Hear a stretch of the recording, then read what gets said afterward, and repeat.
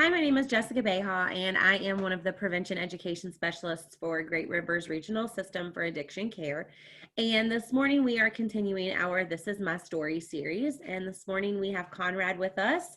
And so he is here to tell his story this morning. And so, Conrad, I'm actually going to go ahead and turn it over to you. Well, thank you very much, Jessica. Hi, my name's Conrad. I'm an alcoholic and a drug addict.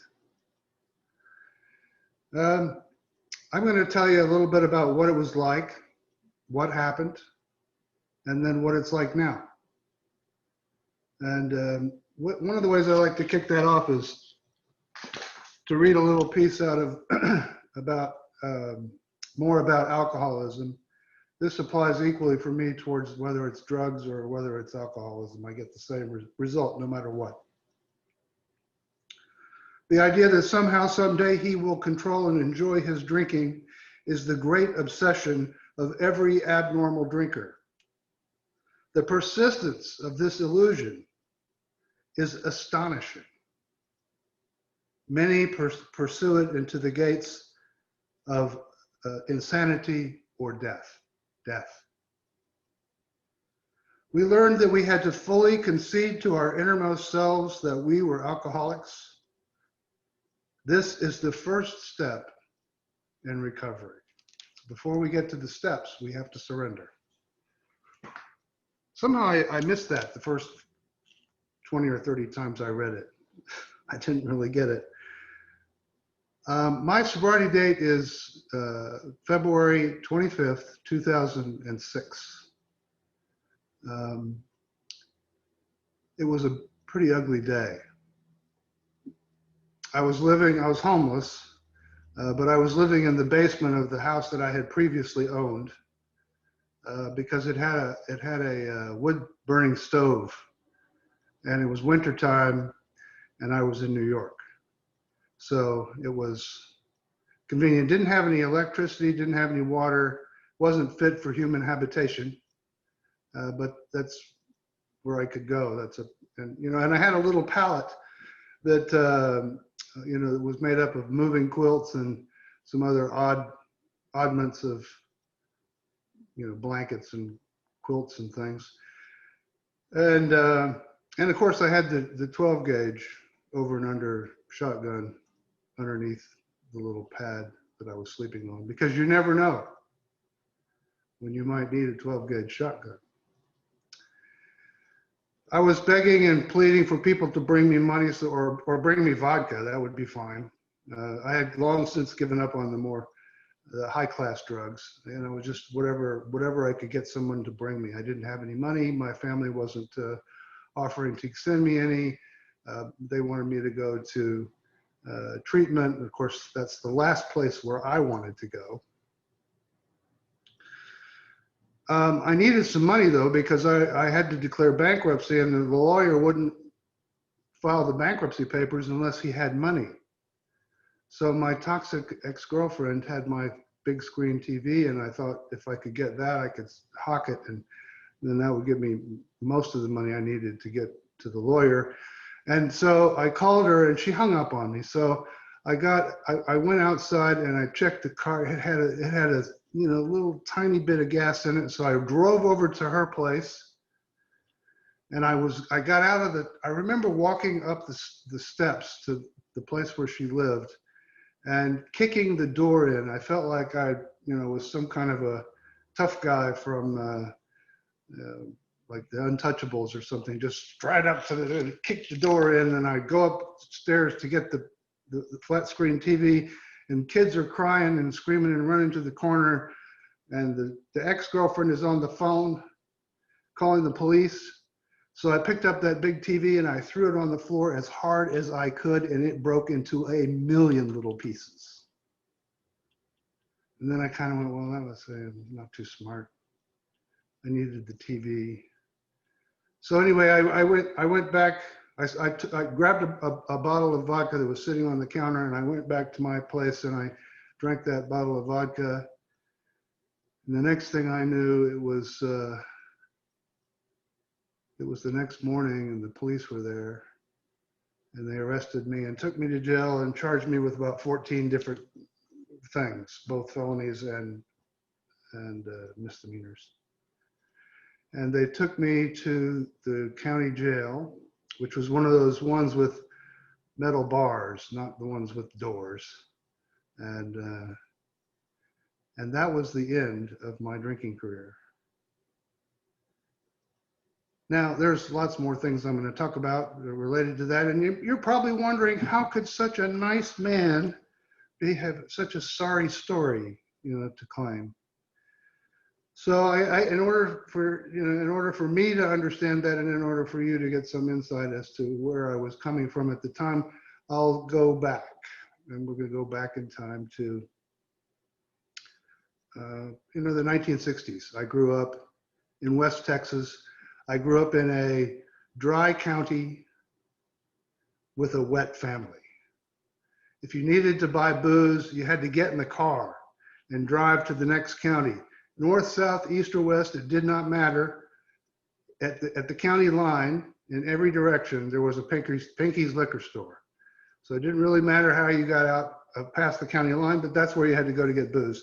And I would go with my brothers and sister, and I would go with my mother, once a week, once every 2 weeks. It depends on, I did not know that booze came in anything other than cases, because that's what we had, cases. And, my mother's maiden name was Murphy. I probably can stop at that point. You understand what I'm talking about in terms of alcohol in the family, because we were Irish. And it's just, sort of the way it is. I didn't know any different. It was a typical Murphy holiday evening would be start drinking around 2 o'clock in the afternoon, let's say Thanksgiving, and keep going until people can't get up. The men used to drink something called a Scotch mist, which was a euphemistic phrase for a tumbler full of Scotch with a couple of ice cubes, and wave a lemon over it, and you're done. 16 ounces of Scotch down the hatch. And there was a family business. Everybody became an expert on the family business the more they drank. And so shortly after dinner, there would be all kinds of advice being offered backwards and forwards to the people in the family who thought they could run the business better than the current people running the business. And pretty soon people were crying and screaming and shouting and jumping up and down. And I was just a kid. It was scary. My brother, my cousins and my brother and I used to go into the laundry room and hide under the hide-a-bed, the rollaway bed, until that stopped. And I didn't know there was an alternative. This is the way it was. I thought I was well taken care of by my family. There was big emphasis on education and all the kind of things that could possibly help you to turn into, to be a successful person as you grew up. But, drinking was a problem. And there was other things that were problems, which I'll cover later, but they're, more mind-altering substances. So one of the things that happened, you'll find this maybe interesting, is when I was in probably middle school, somewhere in that range, my brother was collecting coins. And I wanted to collect something because there was, I didn't want to collect coins because he was collecting coins. So my father suggested stamps, and I said, no, they're just boring. It's nothing much about stamps. And then I said, you know what I'd like to collect? I'd like to collect liquor bottles. And it turned out at the time, Jim Beam had these Scenes of the West kind of special bottles that were actually ceramic that you could collect. And, so I started with, just regular bottles, and then I progressed into these. Now, there was no way of knowing how, what that portends, that there's all of a sudden he's collecting liquor bottles. He's only 11. And I collected liquor bottles until I went to college. And my mother boxed them all up a few years after I was, later on after I was married. And she sent them, there were over 300 of them. And, we just threw them away. But, liquor bottle. And then there was this other side of the, not everybody in my family was, alcoholic or a drug addict. My father used to come home from work, and he'd have a coat on that would be draped over his arm. He's carrying a satchel with papers in it, and he walks in the house. He sets those things down, and he goes to the kitchen, and he starts to prepare. He opens the door, gets the scotch out, puts it on the counter, opens this one over here, gets the water with ice cubes over there, and then he's got, you know, a glass, you know, highball glass that he's put over here, and then he puts a little bit of, oh, he gets the jigger out of the cabinet and puts that exactly 1.5 ounces of scotch into a glass, 2 or 3 ice cubes, rest is water, takes that, leaves his stuff in the kitchen, goes and sits down and picks up the newspaper, sets the drink down. He may drink it, he might not drink it. You know, is he going to drink it? No, I don't know. Some nights he drank it, but whenever he drank it, he looked like James Bond. You know, he's got sort of relaxed, his tie is loosened, and that's what I wanted. I wanted to drink like that. That is not the way I drank. I drank like my mother. She started drinking around 4 o'clock in the afternoon. By 6, she was in the sauce, and by 8, she was passed out. My father would pick her up and take her and put her in her bed, and we wouldn't see her until the next afternoon, not the next morning. So that's, you know, that's the kind of the family atmosphere was friendly towards drinking and no holds barred. I was a good student. I made good grades. I got into a good college. I didn't start drinking until I was 18. And maybe only 2 times when I was still in high school did I drink. But when I got to college, Katie barred the door. I mean, I was all of a sudden in an environment where I was totally free, and I could drink as much as I wanted to, or I could smoke cigarettes, or I could smoke marijuana, or any other kind of things. You know, it was the 60s. I was in college. Actually, it was 1972. It was 60s when I was in high school. So, you know, I was not one of those students that could go to school and also, you know, make good grades enough to pass a class. The first year I did okay. The second year I was removed from school in October because I was suicidal. And I was suicidal because I was, you know, having a generous mix-up of Quaaludes and bourbon. I joined a fraternity. I thought it was, you know, getting high was my life, and it nearly killed me, and I had to go home. I wrecked my car. I had to withdraw from school. I had to go see a psychiatrist. It was just awful. 6 months later, I went back to college at a different school. I said the problem before was that it was an all men's school, and you know, I was not cut out to be in an all men's school. I needed to go to a co-ed school, and that would solve the problem. So I went to the University of Texas at Austin, which is majorly a co-ed school, kind of like WVU in terms of the atmosphere. So not that many people that were there to study, but the ones that were very serious about it, and I just didn't hang out with them. So I stayed there for a year and a half before I flunked out of college. The last semester I had switched over to theater major, and the last semester I was taking 23 hours because I needed to catch up on some classes, and I made 21 hours of F and 2 hours of D. The 2 hours of D were in stage makeup. So, you know, wasn't that academic. So I decided, you know, my father was, you know, he was not impressed with my performance, and very disappointed because I had previously been able to perform pretty well academically, but not when I'm drinking. And so he said, well, what are you going to do with yourself? And I said, I don't know.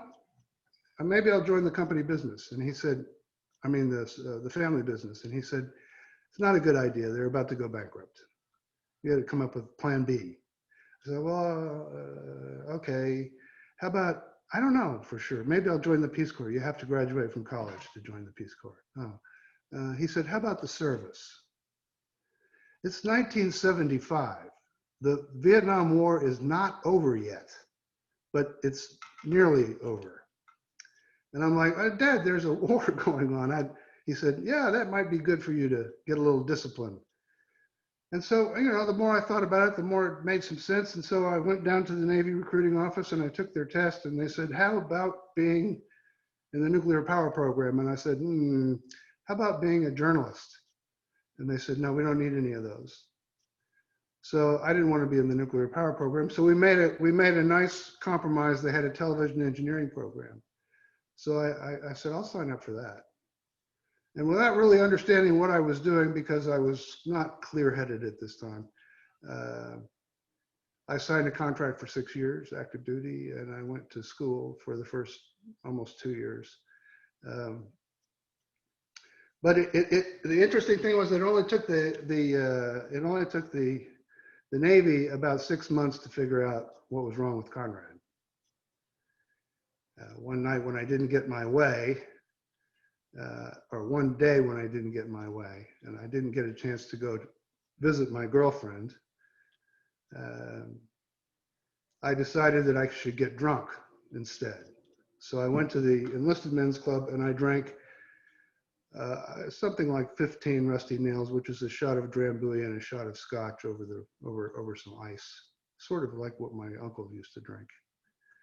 And I was out of my mind drunk, and I left the club and I got lost. I couldn't figure out where I was. I'd only been to this place for a couple of days, and so I wandered into this building under construction, and they had some boards there, like scaffolding boards, big ones, And so I picked one of them up and I swung it through a large plate glass window, and it made a wonderful noise. It goes, ka-vomp, tinkle, tinkle, tinkle, tinkle. So I took a couple more of those windows out, and then I could hear the ambulance, or not the ambulance, the police coming, the siren. I said, well, they're probably not going to be happy to see me, so I better get out of here. I couldn't figure out how to get out of where I was because I was pretty wasted. So I went up to the next floor level, and I couldn't get out there.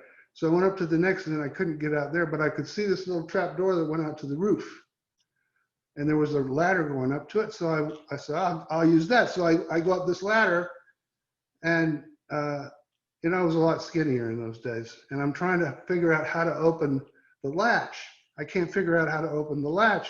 And I was sitting on one of the rungs, and all of a sudden my bony butt sort of just slid in between two rungs with my arms up like this, and I was trapped.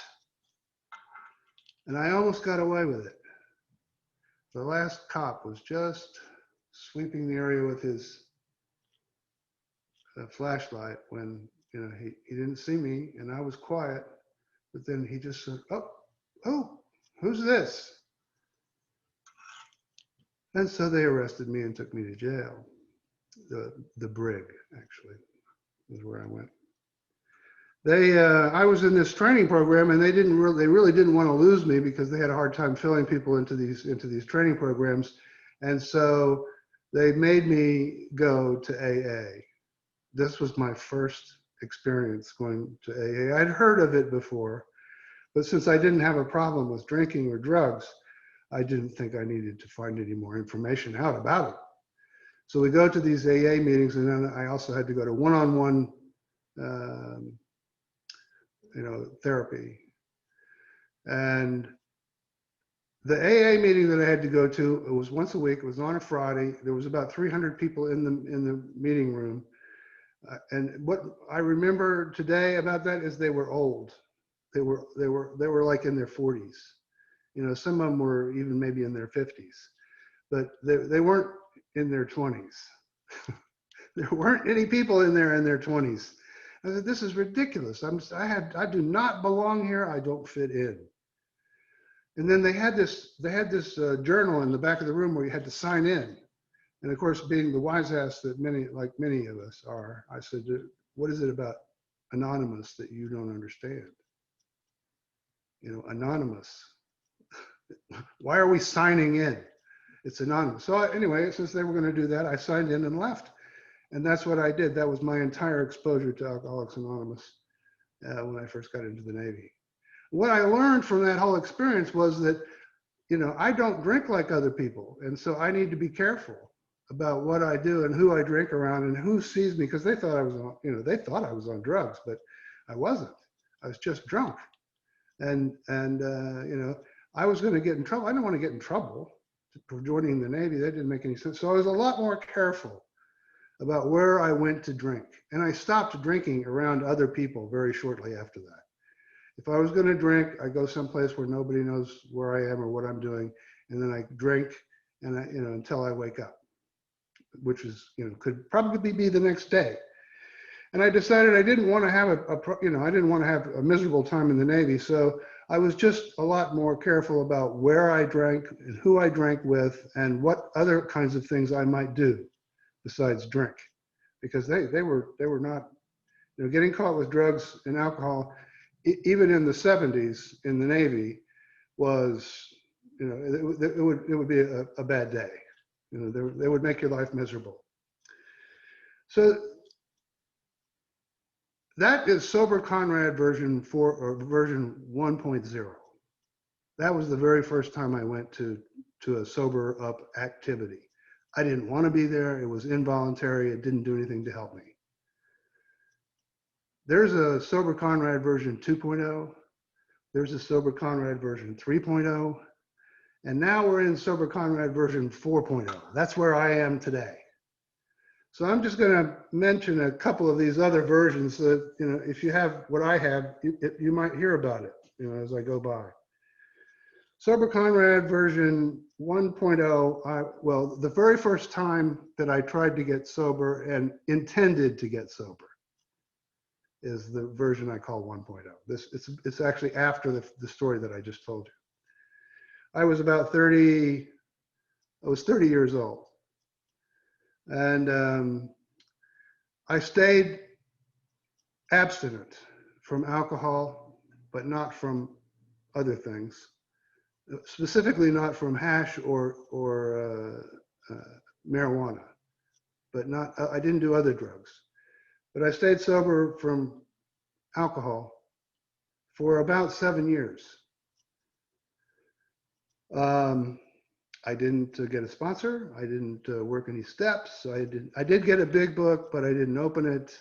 I just set it on the next table next to my bed, and maybe it would, slide in, while I'm sleeping. If it did, I didn't notice it. There was, when I am not drinking or drugging, and I am working, I am amazingly productive and very creative and lots of energy. And so lots of money starts happening. Even when I got out of the Navy, I was I was 28 when I got out of the Navy. And, I came out of the Navy on fire, ready to go do something. And I was making, within 2 or 3 years, I was making multiples of my previous pay when I was in the military. And I started developing a reputation for being, a hotshot kind of, person. And I did engineering work for the first 5 years, during that time. And it was, I could compensate, I could substitute work for recreational drinking. I couldn't drink and work, just like I couldn't drink and go to college. So I knew I needed to stop drinking, but I had to do something with myself because I was, I was just, a bundle of energy all the time. So then I relapsed. It happened around the time that my mother died. So I think if there's a trigger there, that's part of it anyway. And she had cancer. She died pretty quick. She had, from the time we found out until the time she died, was only about 6 or 7 months. But as I have already, given you some sneak peek at what was going on in my family when I was growing up, you don't know that those things are unhealthy until you've had a chance to learn that they are unhealthy. And so, I had a kind of combination of loss as well as remorse, as well as shame, guilt, all kinds of mixed up, but none of them positive emotions. I did not actually do anything about grieving my mother for about 15 more years before I finally got around to doing it, because it was something that was, hurting me, and I just didn't want to. I didn't want to be hurt. But anyway, so sober version 2.0 happened about 2 years after my mother died. That was age 40. And by this time, I've been promoted a few times, and I'm an executive at the company where I worked, with a whole bunch of people. I had about 130 people that were in my department that reported to me, and I had salespeople and marketing people and clerical people and all different. It was a big shot. It was a job, and it paid well. And then and you start believing, or I started believing my own bullshit, and thought I thought it was okay for me to do this, that I would be able to manage myself. But it turns out, well, I was up on the roof and I was uh, fixing the grout in between the bricks, repointing the bricks, they call it, on the chimney. And I had one of those little pallet things and some tools and a bottle of vodka. And, I lost my balance. I'm not sure how that happened, but I lost my balance and I slipped and fell, and I dropped my stuff and then rolled down and off the edge of the roof. But I landed on the garage, which was a roof, half a roof down. And then I couldn't stop exactly. I slid and I went off again, and I landed on the deck. And the next thing I remember was my wife was standing over me and she said, "Have you had enough?" And I said, "Yes, I've had enough. I would like you to take me to the hospital." And so Sober Conrad version 2.0, age 40, roughly,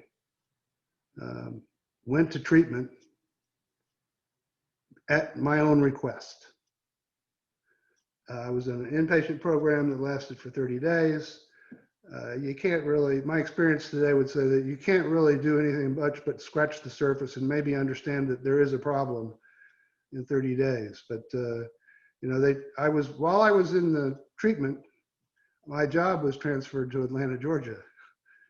So when I got out, I got on an airplane and I flew to Atlanta, Georgia, and I got off the airplane, I rented a car and I went to the hotel, dropped my stuff off, and then went to a meeting. And the guy that saw me come in and was, "I don't know who you are you new?" And I said, "Yeah.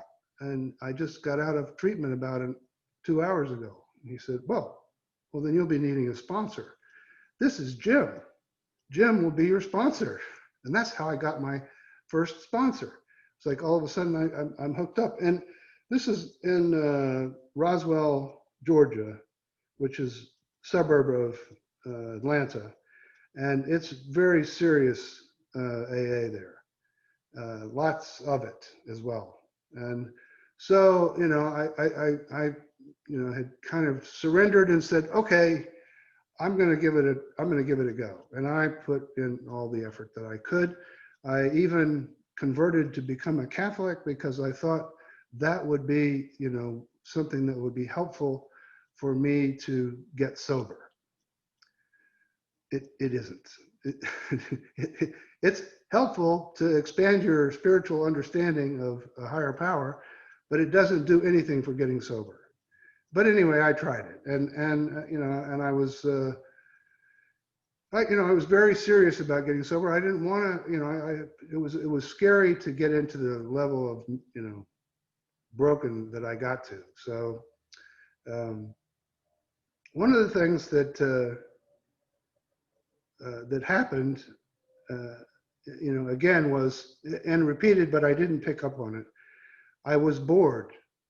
I didn't have, even though I was going to 4 or 5 meetings a week, I didn't really have any activities besides going to meetings and going to work.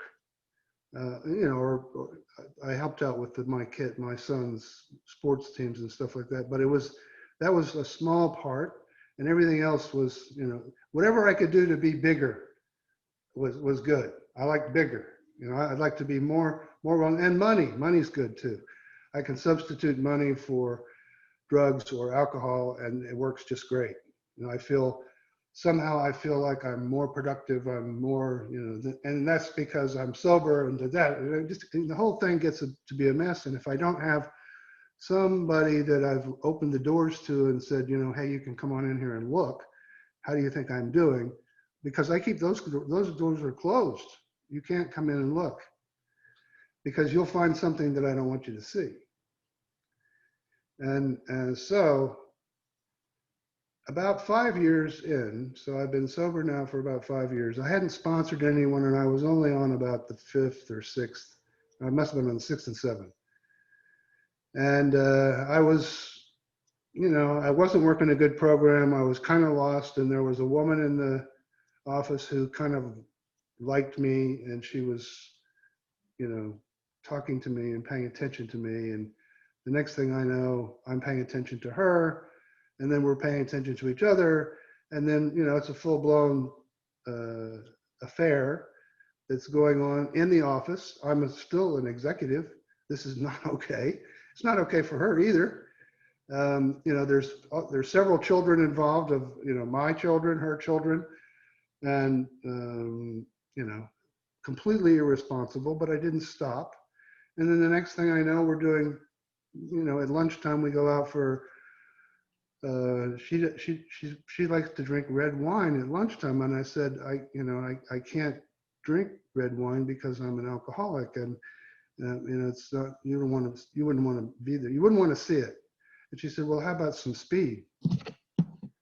And I'm like, well, yeah, I'm just an alcoholic. That's okay. So that's how it got, and this went on for 5 years. And it began to affect my work performance after probably about a year. And it's still, I was able to cover it up and keep it secret, and but I was having, and I got a promotion, of course. And we moved back to New York, or New Jersey actually was where we moved to. And I came home. By this time I'm drinking around the clock because I have to, not because I want to. But if I don't, then I start to withdraw. It's it's really, and it's very noticeable. So, I had a bottle in the desk drawer. I had one in the cadenza. I had one in the car. I had one in the garden shed. I had one in the basement, one up in the guest bathroom. And I would just make a circuit, of those, and take a little bit each time. And I thought I was invisible until one day my ex-wife says, no more drinking in the house. And I was like, oh, okay. No drinking in the house. She says, no problem. I won't drink in the house. I didn't think that clearly all the way through, because if I'm not drinking in the house, where am I drinking? And it became a big obsession of how to find, where can I go where I'll be safe for a little while, and nothing bad will happen. Not only not bad to me, but to anybody else either. So I I thought, well, maybe I'll go to the park. I'll go to the park. So I go to the park. I'm parked in the parking lot in the park, and there's kids there. They're not my kids, but there's kids, and they're playing softball or soccer or whatever. And there's parents there. Now I'm sitting across the field.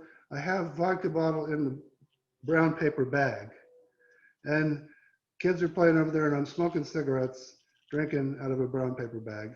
And I'm looking at those people, and they're looking at me. I'm pretty sure that they're they're watching what I'm doing and they're saying something to each other about it, I'm pretty sure. And, it's like, I can't stay here because somebody's going to get on their phone and call the cops. I got to go. So I'm like, I am totally stressed. I don't know what I'm going to do about a place to go safely drink. And so I was clearing out the trunk. I don't know why, but I used to keep bottles and empty bottles and stuff like that in the trunk of my car.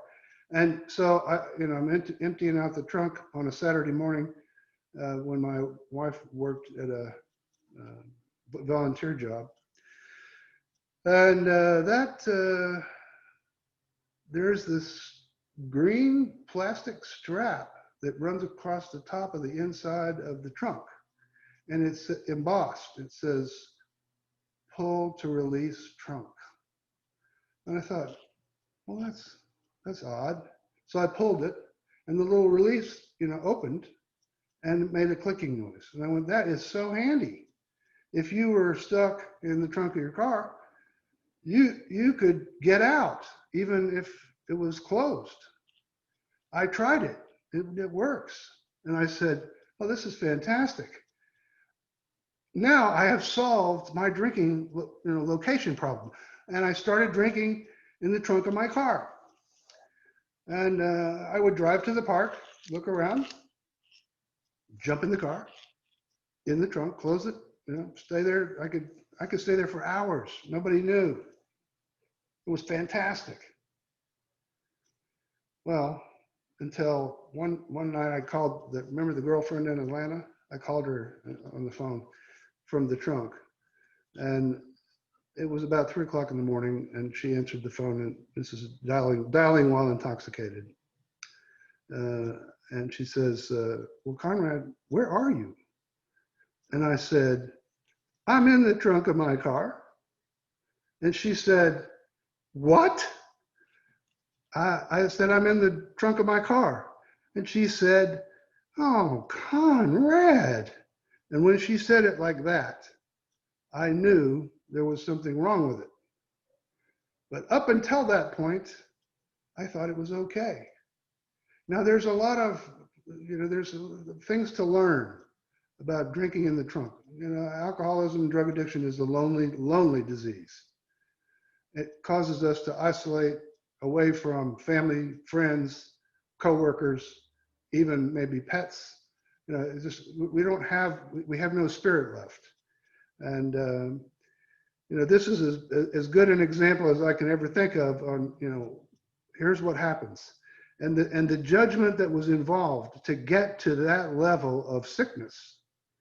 And I did that drinking in the trunk thing for quite a while.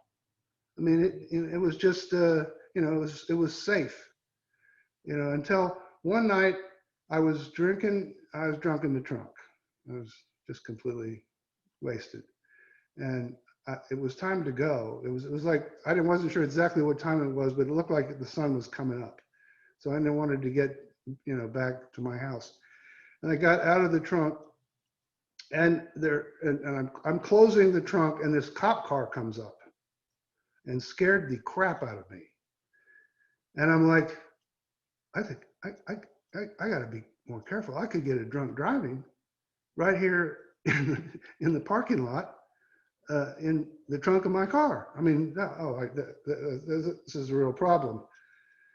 So I started thinking about that, how to solve that problem. And, and it occurred to me, well, I get in the car, I drive someplace, and then I get in the trunk and I drink. Why don't I if I just get in the car and stay in the garage,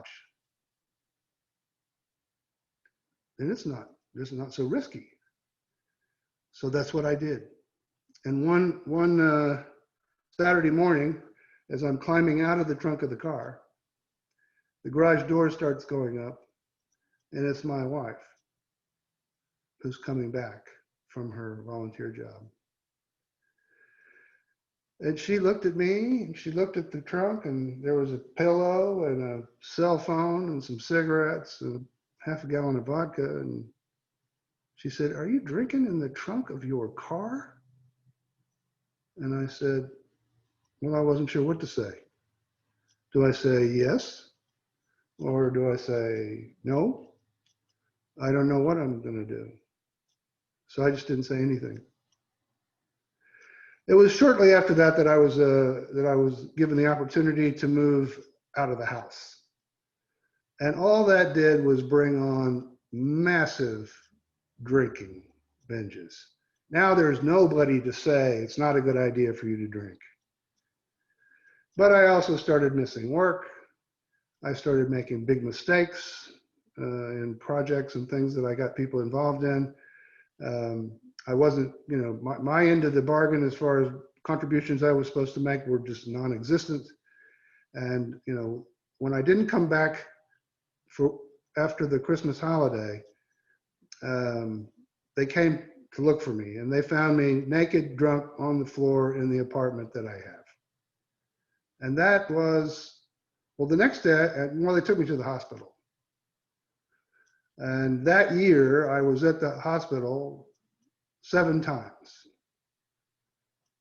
each time on the psych ward, each time for a little longer than before, until I finally went off to treatment, where I met, oh, and this is Sober-Conrad version 3.0. Now I'm age 48. And at age 48, I'm a once heavy hitter executive type who's now completely unable to function. Suicide ideation began to creep into my life. And there were 3 attempts. Once with a horse tranquilizer. I injected it. It did tranquilize me, but it didn't kill me. Once with I have to zoom forward a little bit, but the shotgun that was under the bed pallet, when I decided I'd had enough and I was ready to go, I got the shotgun and then I went to get the shells, and they were not where I left them. One of my God moments, I suppose. And then, the last one was gassing myself with the truck. I had run the pipe from the truck into the shed, and I was sitting in the shed waiting for something to happen. I didn't realize that there was probably too much ventilation for it to kill me. But the school bus came with the kids in it, and I said, I probably need to stop. But I was so depressed, and I was really a sick man. But I wouldn't accept. First of all, I wouldn't accept that there was any possibility that I had any kind of mental health problems at all. I was getting to the point where I was willing to say, okay, maybe there's a problem with the drinking, but there's certainly not any mental health that goes on. That does change later, but so that's Sober-Conrad version 3.0. And while I'm in treatment, I do what so many of us do. I fell in love with another patient. And that's what all I really needed was the love of a good woman. There was really nothing wrong with me that the love of a good woman wouldn't fix. And so we started sneaking around, and then she went back to Connecticut, and I was still there because they gave me a little job and said, you can stay here. They asked me if what I'd like to stay, and I was on disability at the time. I said, sure, I'd like to stay. And they said, well, what is there work around here you think you could do? And I said, yeah, I could run your office. It's no problem. They said, well, we were thinking washing dishes. What do you think about washing dishes? And I said, well, yeah, or washing dishes, I could do that too. So I'm washing dishes, and I'm sneaking out every Friday and going to this woman's father's country home, and where, there's a lot of, this is a non-chemically induced mania that goes on when you meet somebody that, that's she's the one. I'm in love. I'm in love. Oh, this is all I needed. And that's exactly what happened. And it, wasn't very long. It was 2 years when, we introduced cocaine to the relationship. And that was what finally took me down. It took it. I used cocaine every day for about 3 years. I went through literally hundreds of thousands of dollars, um, either for the drugs or for clothes or for trips or for any kind of uh, inappropriate use of money. And once when I near the end, when I was on my way back home to my homeless situation, um, I didn't come home with the cocaine. I went to another motel. I had $3,000 left to my name. I went and bought cocaine and a hotel room. And she called the cops and said that I was suicidal and that I was homicidal and that I had drugs and a gun. And they will come look for you if you say that. And it took them 2 days to find me, and they took me to jail, but they let me out because I had this bankruptcy thing going on. They let me go on my own recognizance, which immediately I went back to drinking. I just didn't have enough money to do cocaine anymore. So we've gone the whole circle way around, and so what we have is a very sick man who is in jail now and has, I mean, a whole bunch of. There was a total of 14 charges. 3 of them were felony charges. And the judge wouldn't release me from jail because I didn't have a place to go. And he wanted me to go to treatment for at least 12 months. So I'm stuck in jail. And, I don't know what I'm going to do. Nobody's talking to me. My father won't talk to me. My brothers won't talk to me. The only person who'll talk to me is the person who I shouldn't be talking to, the toxic ex-girlfriend. And I've permanently lost my job, and I am a very, very mentally ill person with bipolar disorder, and it's starting to come to the front where I'm going, okay, those symptoms didn't go away after I got sober, because my story was these things all go away when I get sober. Well, it turns out some of them don't. And when some of them don't, then there's only one possibility. So, but I don't want to take lithium. I don't want to take, Lamictal and Effexor and all the drugs that they have me on to help me treat the bipolar disorder.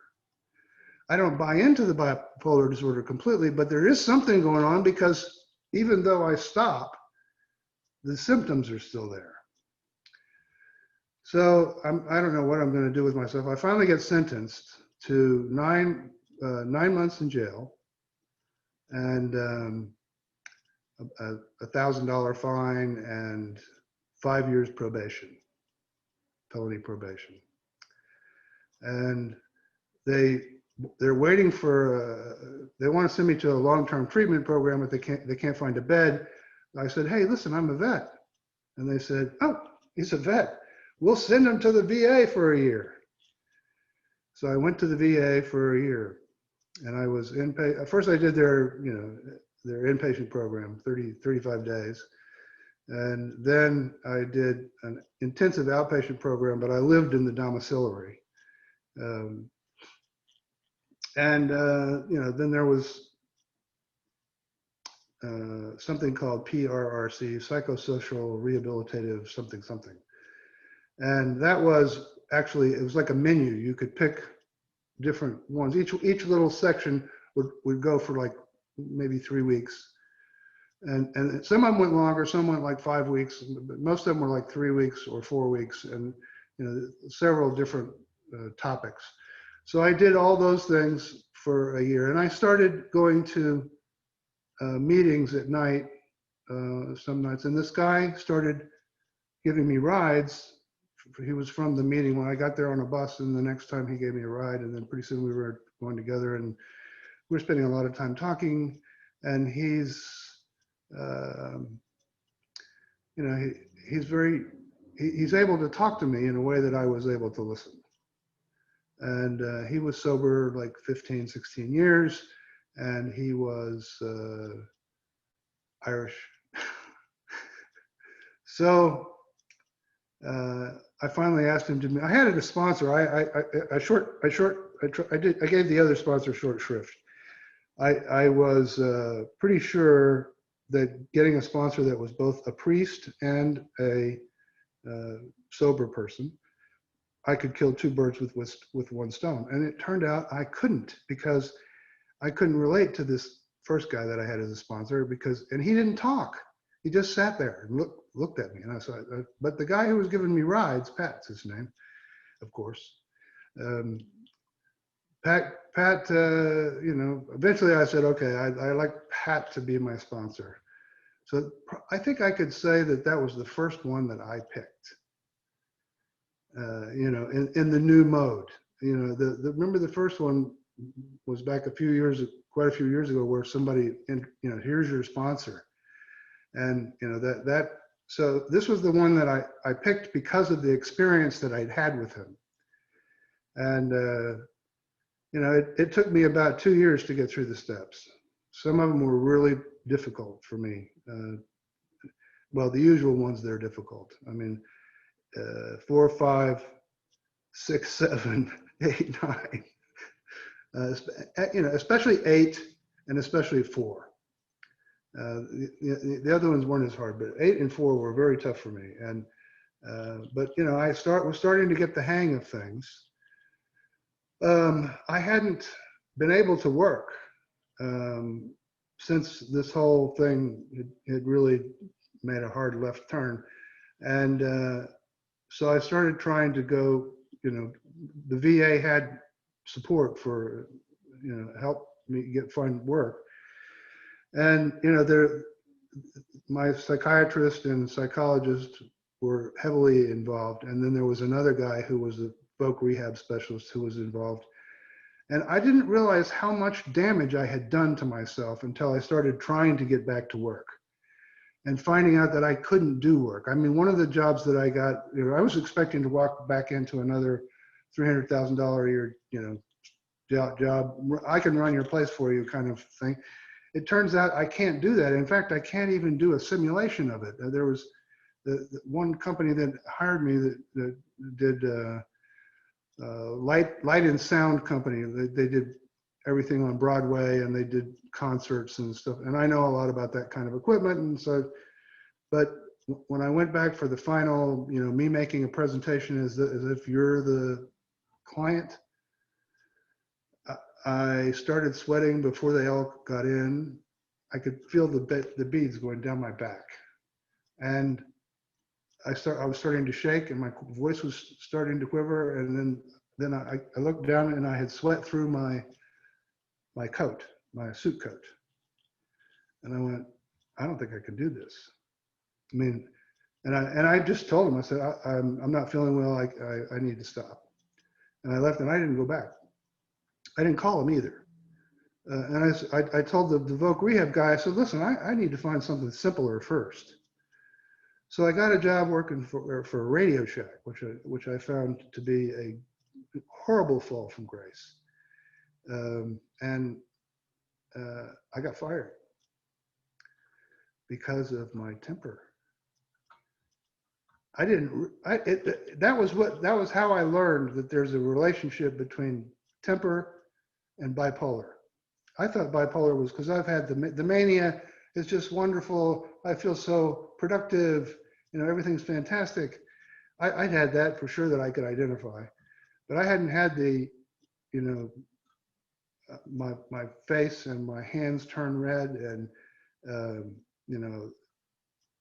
I called the police. I said, because he wanted to search my bag. He picked something to challenge me on that I would have reacted to. I don't think he knew that, but one of the alibis that I used for my drinking, explaining my drinking, one of the alibis that I used was that I'm not a thief. And if I was an alcoholic or a drug addict, I would be a thief. But so that's like, we have to preserve that and all other, it is the reason why I'm not an alcoholic or a drug addict. But it turns out that this bipolar thing isn't just so simple as that. It's like it can be almost any emotion, but it's on steroids, so to speak. So, then I found a whole other area where I needed to do some work to figure out, because I can't be, as I looked backwards in my career, I could see times when I was an asshole. I mean, really bad, dangerous even. That's what somebody told me once, and I said, we were talking about my problems, and he said, when you drink, Conrad, you're scary. And I went, scary? I wasn't going for scary. I was going for funny, but I didn't get funny. I got scary. So that, there's so here we are now at the VA. I stayed there for a whole year. I got a sponsor. I started going to meetings. I got discharged from the VA, and then they started my 5 years of probation after I got discharged. I didn't know that was going to happen, but anyway, so I'm out. I got an apartment. I got Social Security disability approved me, and they gave me some back pay, and I kind of got whole. I paid my father back for some anyway of the money that he paid to support me when I was still trying to get well, and things look pretty good, and I just needed to find a job that I could do.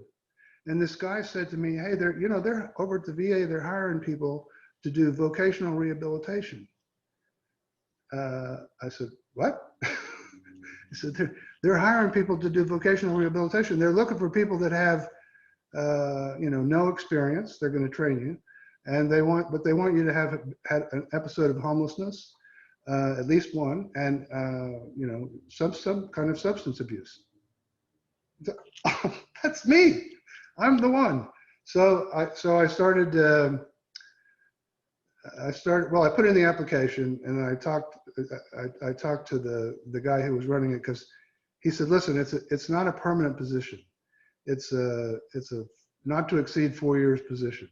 But after 3 years, we'll tell you whether or not it's likely to continue, so that you can make a decision. Either you got to find a different job, or you can hang around until it converts.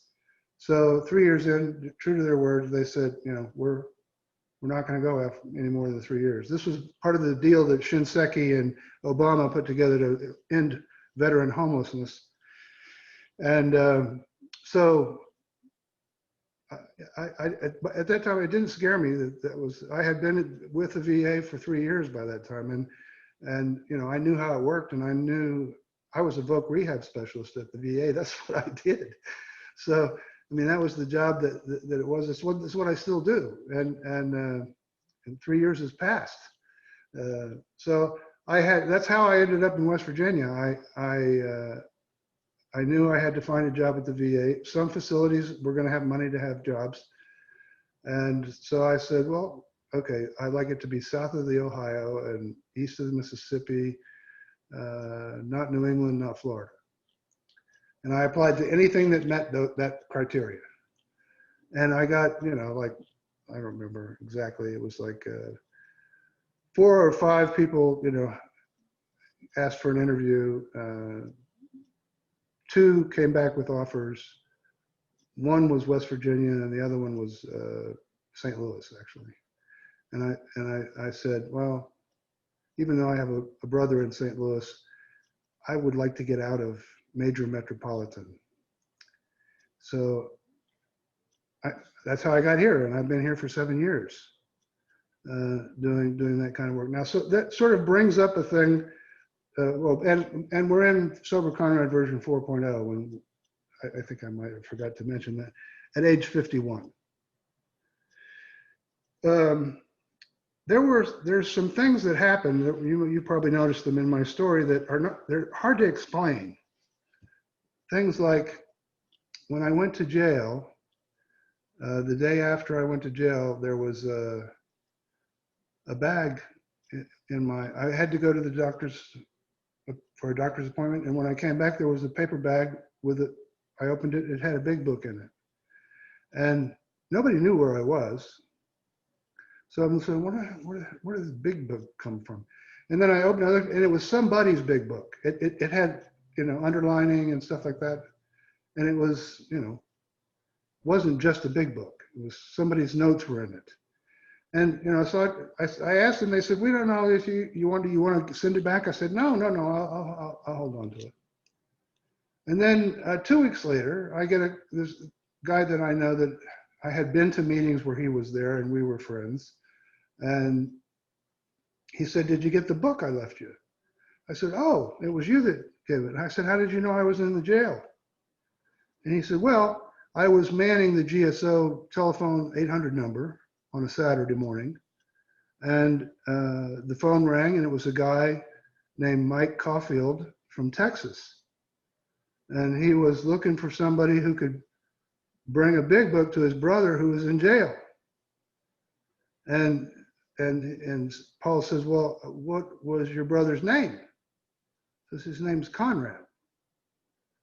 And Paul said, well, I know Conrad.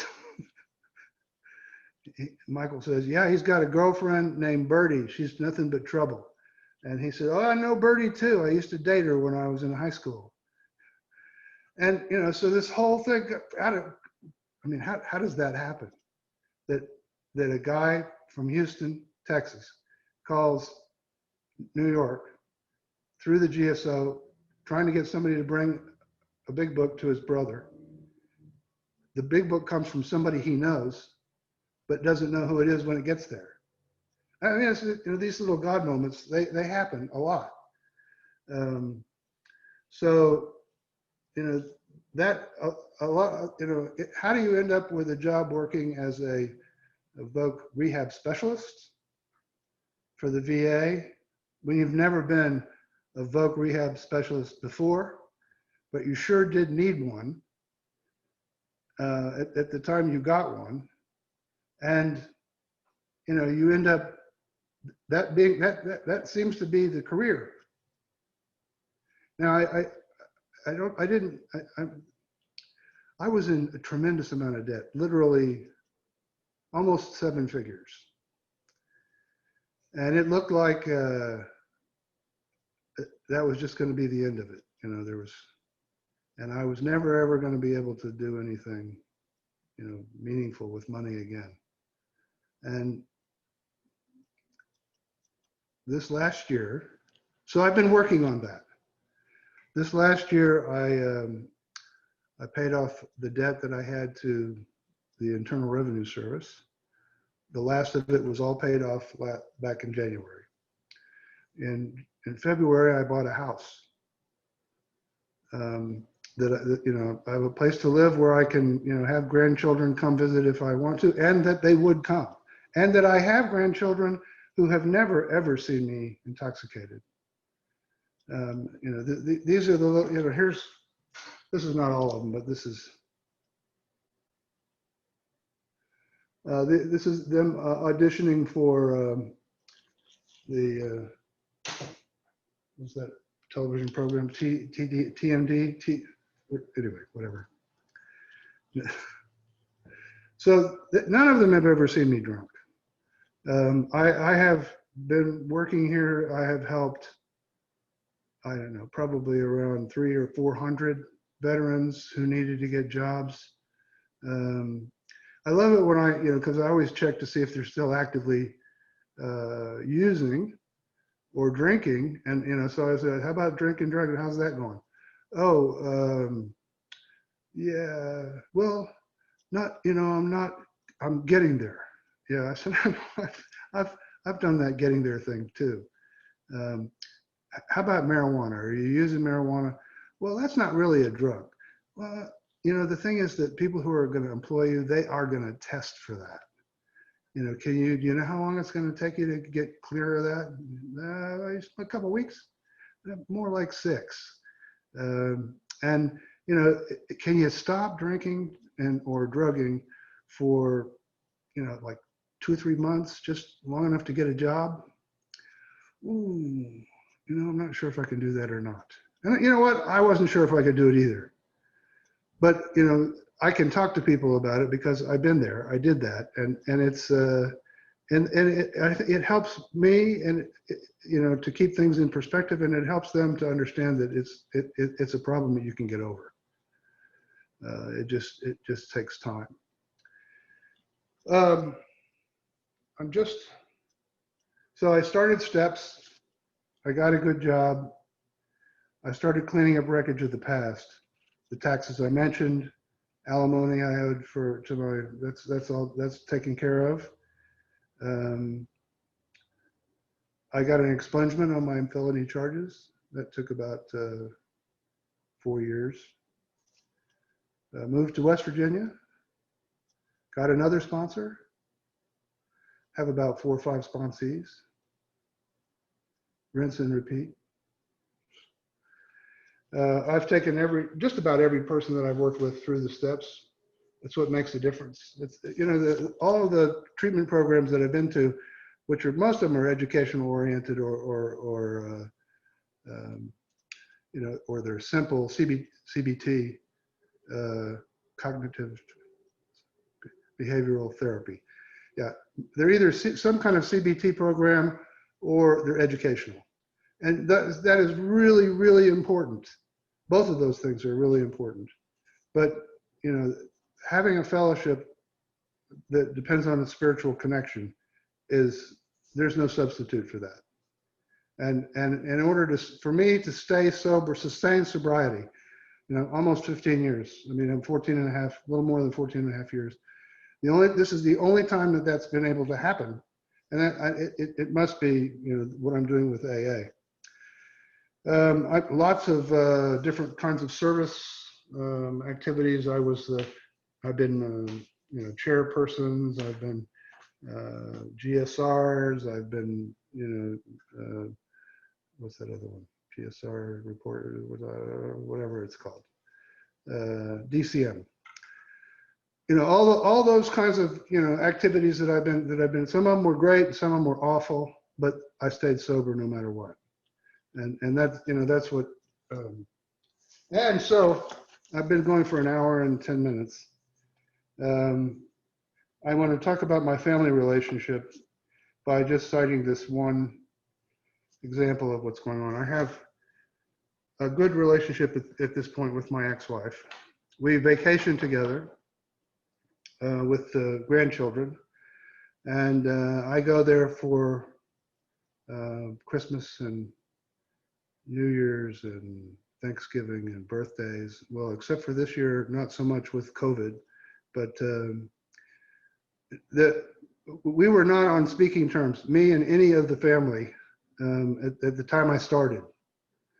And it took about 7 years before I got invited to go to something, which was my daughter's college graduation. And then, things kept sort of creeping, in the way. It comes up, Chelsea's birthday, and then, okay, that's good. And they didn't invite me to Christmas.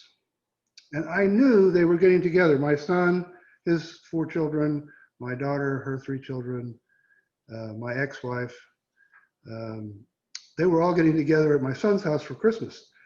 I knew they were doing this, but they didn't invite me. So I'm thinking, well, I ruined a lot of Christmases. I think I can understand that. It's going to take a while before that could change. But gee, it's kind of been a long time. I mean, how much longer does it have to be? And, I was talking to my sponsor about it. I said, how long does this have to be? And he said, well, have you told them that you'd like to come? What? Have you told them that you would like to be there? Well, they should know that. Well, why don't you ask?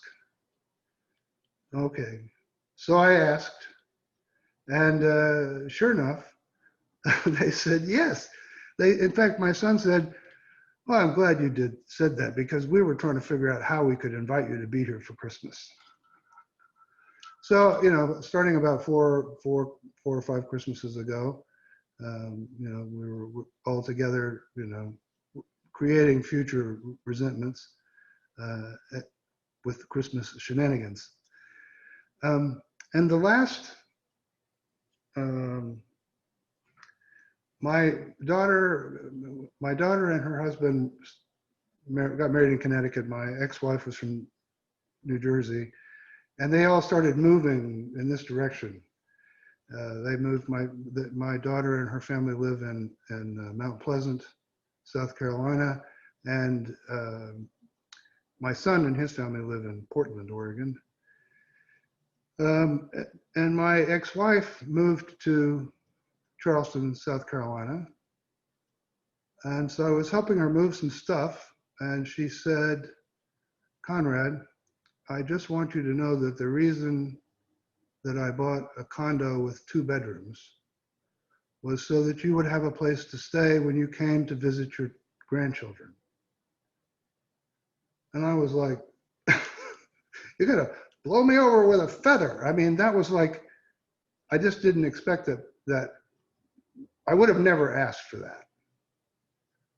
I would have never asked for that. And it's a good example of how you could possibly sell yourself short by not, you know, by, giving up on repairing relationships and giving up on, how to have a different relationship that's healthy and disease free.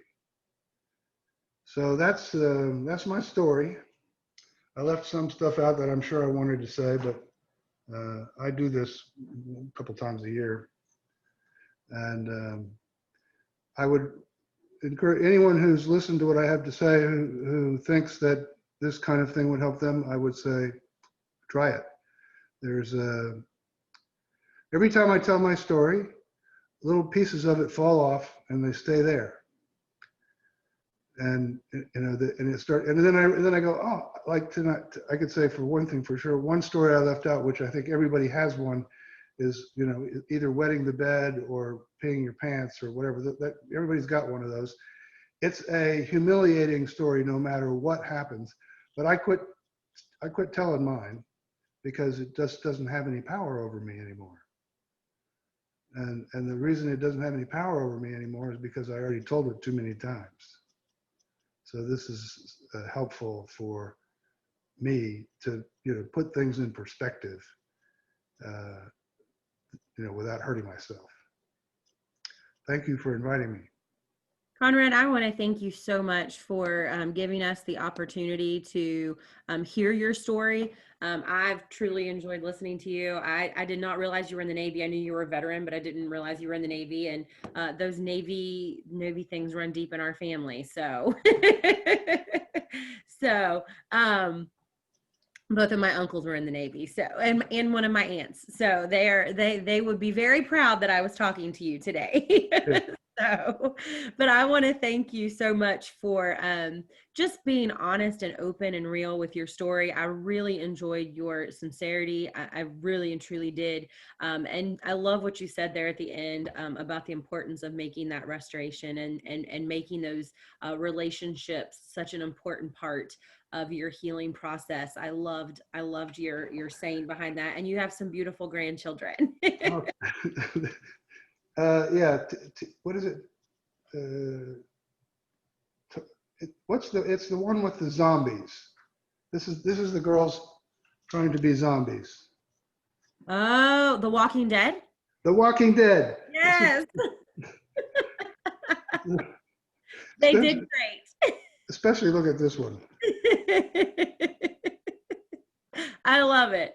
They did great. They did absolutely wonderful. Well, they are welcomed on this screen this morning. So thank you so much. And Conrad, again, thank you so much for being willing to share your story. And I love the work that you're doing there with the VA. And I'm sure that, it's such a, I was sitting here listening to what you said and I thought, he's literally doing what so many people are doing in just a different context. You know, you're helping them with employment and vocational stuff, but at the same time, you're that peer recovery coach that they need, that Right, can alongside them and say, hey, listen, I've been there, I've done that, and you right. can get through it. And so I love what you guys are doing there at the VA, and I am just so appreciative of your willingness to step up and tell your story this morning. Yeah, there's one of the things, that I meet with a lot of men who are like, well, I'm never going to be able to recover myself to a job. And I said, well, what is it you think is the problem? He said, well, felony. I said, yeah, I had that. I had two. And, I got them expunged. What's the other next thing? Right. And I can just let go through each one. Yep, did that. Got actually getting that the expungement thing is they're not very. It's not universal, Yeah. and and depending on what state you're in, I think they make it harder than is necessary for. I think it should take time, but I don't think you should set the bar up so high that it's like they can't see themselves succeeding. But and that's just in my, but I've had a few people that that got but I've the other thing is I've lost, I don't know how many, maybe 12 or 14 people died since that were in my caseload since I Yeah. got here. It's terrible. It is. It absolutely is. It's very it's hurt. It hurts. It's one that touches deep, and um yeah, our it's hard. It's hard. It's so Yeah, hard. yeah, But what you're doing is so needed, and so I want to thank you so much, really and truly, for sharing your story and for just continuing to give back to your community. And so we want to thank you guys for taking the time to listen to